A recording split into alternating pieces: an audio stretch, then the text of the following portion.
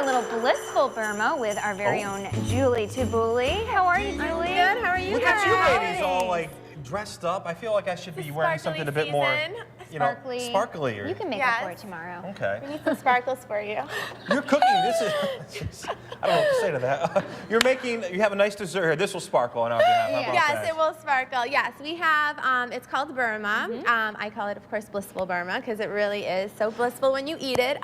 This is obviously one of the many amazing Middle Eastern sweets that we make around this time of year.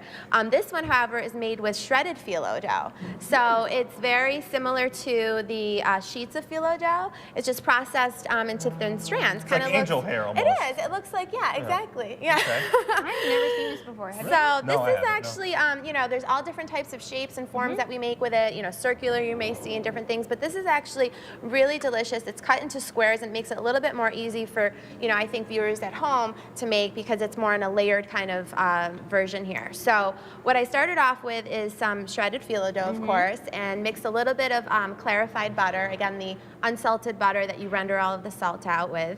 And what you want to do before you put it in your pan is you just want to fluff it like lightly with your fingers, basically. I've kind of fluffed it already. You don't want to really like tear it because you don't want to really kind of rip it apart. You just want to kind of, you know, get it moist and get it in, you know, with the butter and everything like that. So I have half of it down here already.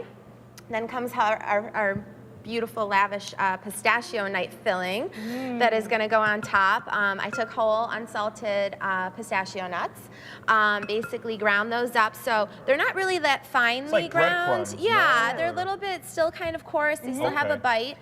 And Julie, you were saying if you don't have all pistachios, you can mix these with walnuts also? Absolutely, yeah. The pistachio is really tasty, but it's also very like powerful in its taste. So if you add some walnuts to it, because they are a little bit on the pricier side, it can definitely stretch it. So what we're going to do is just pour this on top of our one layer of the shredded dough and just kind of layer that evenly across it.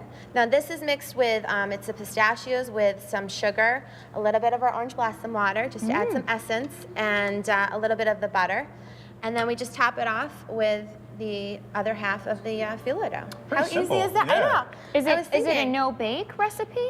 You bake it basically at 400 degrees for about 25 to 30 minutes till it gets a nice lightly golden brown color like that. It's pretty simple. Yeah. And you top it with the orange blossom syrup. I know I love it, but if you do want to try the rose water syrup, you can do that too, or just, you know, plain syrup with no essence and you know, with it. Where is that available for purchase, the orange blossom syrup? It's at Mediterranean Specialty Foods in Delhi at the regional market. They can find both of those there. Actually, all the products that I use today, the Palo phyllo dough, which I definitely like this brand the best out of all of them. And then what you do to top them off after they're done baking, you just kind of really finely grind these pistachios till you get like a powder, and you just sprinkle it right on top. So it's very festive. They look delicious. Yes. And of course, the recipe is on 9WSYR.com. Yes. Julie, really quick, what do you have coming up next year? Anything happening as we enter the 2011? Yeah, I have lots of exciting things. I'm going to be starting up a lot of new classes at the New York Wine and Culinary Center,